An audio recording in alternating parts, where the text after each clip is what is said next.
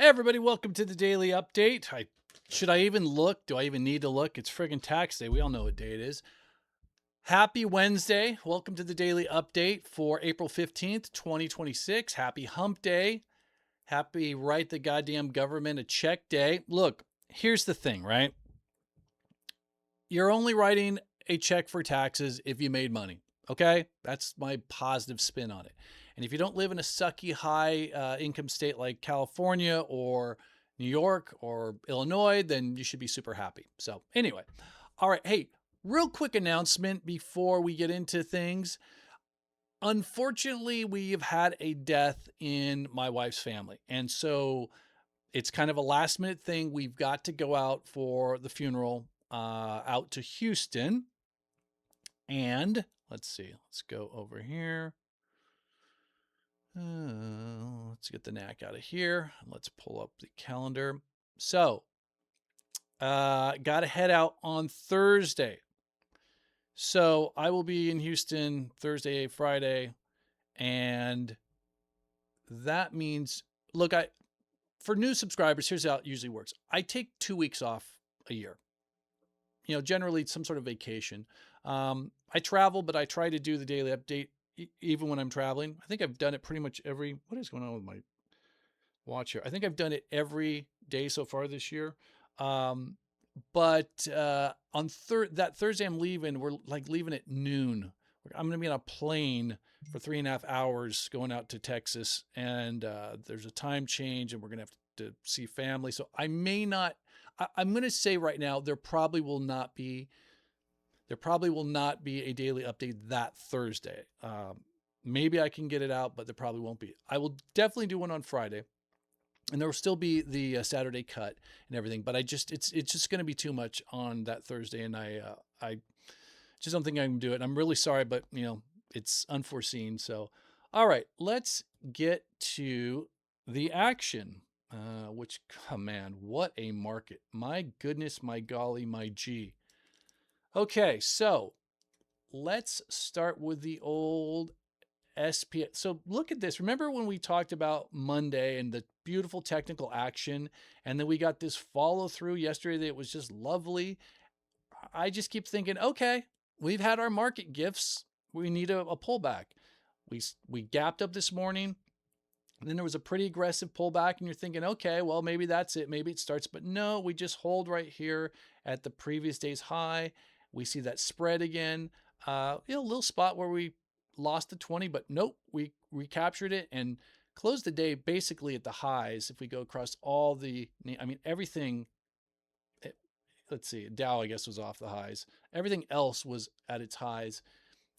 We look at this market, and it's just ridiculous. I don't know what else to say. You know what I feel like? Let me tell you what I feel like. Longtime subscribers will remember this.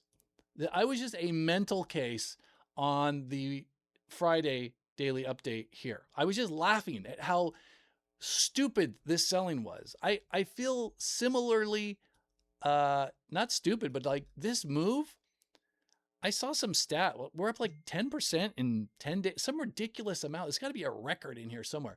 And I'll be honest with you. Here's what I thought.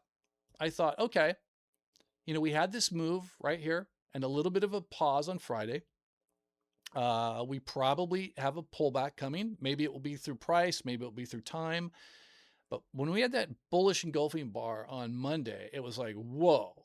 And this has just been a rocket ship ride. I mean, it's all-time highs, right? We're all-time highs on the SPX. So we can just get that VWAP out of there, put it right over here. Ba-boom.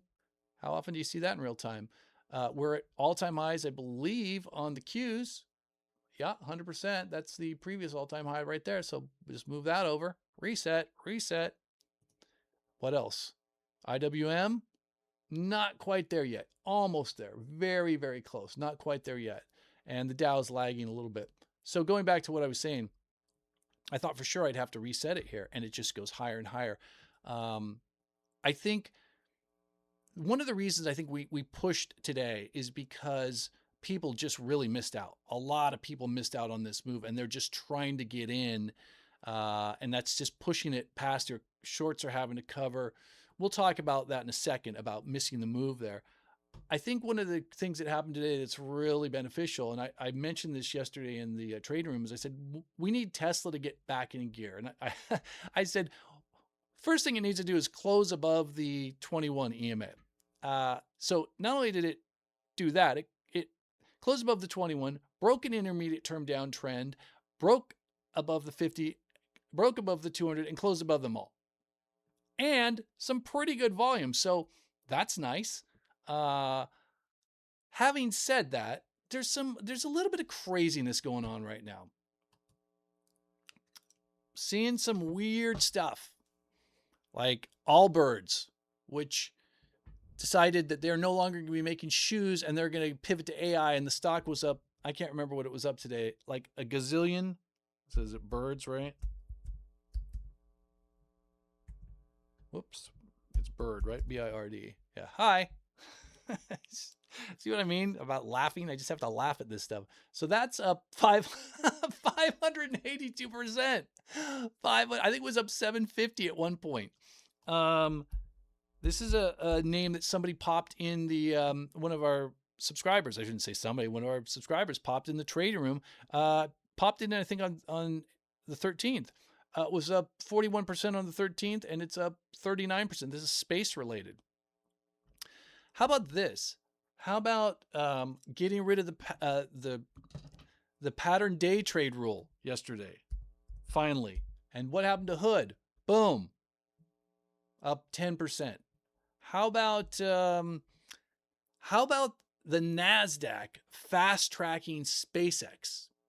Basically not bending, but breaking the rules about getting them into the index. There's a lot of frothy, crazy stuff happening right now. That means we could have a short-term top for sure. I mean, look, by any metric, this is overbought like an MFer.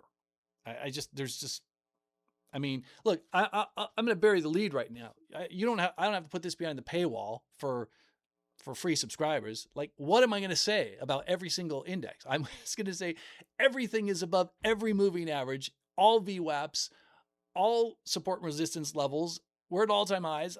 What else can I say? I mean, it's amazing. Yeah, this probably, we need a pretty good rest. Here's the thing about drawing this extension. Let's go back here. Is if I draw it all the way to where it is now, because this is a straight up and down move, there's been no significant rest. We got a lot of room to pull back and still be okay. I mean, think about this, right? The SPX could pull back to the 23.6 level and be down here and still be totally fine. That would be a very shallow pullback. I wouldn't want it to happen in one day, but it could happen. And we could get down to the 38.2 and still be fine. Again, don't want it to happen in one day. We could even, well, we can't really get the gap fill. We could theoretically, if it happened over time, get back to the 50% level. Anything that pulls back more than 50% has a higher likelihood of failing. But the point is, we got lots of room to pull back and to base and to rest here. But it could be a short-term top. Speaking of those crazy things, those things that feel like the late internet, late 1999 craziness. I have this concept I've been working on, the generational wealth project, about how to benefit if we get into that mode, which I think we possibly could get into in the next 3 to 5 years. People like, well, what about this? When the internet boom happened, stuff like this happened all the time, every day for 18 months. So don't be worried that this is the final, blow off. I think we still got a long way to go, but short term, we're probably overbought. Okay, so if you read the title today, you're probably saying, okay, well, what do I do now, Brian? Look, I get it. A lot of people missed this move. It was a very fast move. I think there was a lot of negativity around this move. And if you missed it, it's okay. I mean, it's okay. You can't catch every move, and especially something that moves this fast. I got a buddy texted me today that he's just pulling his hair out because he missed this move. He texts me usually 2-3 dozen times a year to tell me how frustrated he is about missing a move in the market, missing a move in stock. And that should tell you something right there. There's always going to be another move. Don't think about today's move as like, oh, it's over, right? This is just a part of the continuum that you will be exposed to in the market for the next 2 weeks, 2 months, 2 years, 2 decades. Okay. So if you miss the move, there's really nothing to do right now. And the reason why there's nothing to do right now is because after moving so far, so fast, most setups are going to be low percentage chances of working out, right? Even if you get something that's set up very tight, if the market's pulling back against that, upward movement, it's going to be harder for it to work out. It's not to say they can't work out, but I'm just saying lower edge right now, short term. So I know there is this need to do something, right? I missed out. I got to do something. Fight that urge. Okay. What I would suggest you do instead is pull up a chart and maybe even get a calendar next to it and do this thought exercise. Go back to this day right here. Go back to all these days, especially here and here, and think to yourself, what was my mindset there? Really try to put yourself back in that time. Even if you have to remind yourself what you were doing that day or who you saw or some event, how did you feel? Were you anxious? Were you upset? Were you nervous? Were you pessimistic? Were you fatalistic? Who were you talking to? More importantly, who were you listening to? What chatter was coming into your brain that was saying, this is it, this is the end? Were you anxious? I really want you to put yourself in that mindset and be honest. What were you believing at that point? What were your beliefs about the market, about geopolitical events, about the president, about the war, about everything? What did you believe? Where were you? Okay. Then take a look at this day. This day right here. What did you believe then? Who were you listening to? Were they skeptical? Were they telling you this is just a counter trend rally? Did you not believe it? How about in these days when we firmed up? And then take yourself on a mental journey all the way to today. Why do you do this? Yeah, I get it. It's painful, right? But the purpose of doing that is to reverse engineer your thought process, to re-examine, to do a post-mortem, to try to identify the distortions in your thinking and your behavior at that time, okay?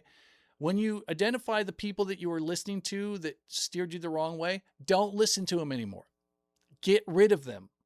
Drop them like they are a toxic person, okay? Think about the beliefs that you were buying into.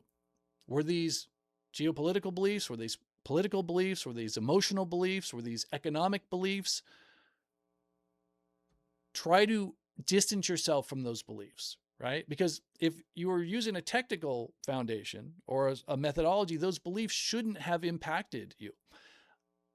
Look, this isn't about being right or wrong. This isn't about saying, I called it, I didn't call it. None of that shit matters, okay? This is about being open-minded and being flexible. You have to be flexible as a trader. You have to be flexible as an active investor. If you're not, you'll miss out on moves like this. And so it's important that you take a mental snapshot of where you were at these spots so that you can identify if you go into that mode next time the market is sending signals, the technicals are sending signals. You can push that stuff away and you can take advantage of those moves. But whatever you do, don't beat yourself up, okay? Don't beat yourself up. Everybody misses moves like this. It happens. It will happen again, right? We'll all miss them. That's fine. You're not supposed to get every move. But keeping a more neutral attitude, keeping your mind open to what can happen instead of what you think is going to happen so that you can receive and be open to those signals and take advantage of them, that's the game here. And like I said, my buddy calls and complains 36 times a year, okay? But he always forgets about the times he did catch the moves, right? Let's just reorient ourselves so that next time this happens, whether it's in the indexes or an individual name, you'll be more open to what's happening and you'll be able to profit from it. So, all right, let's get to the rest of the daily update.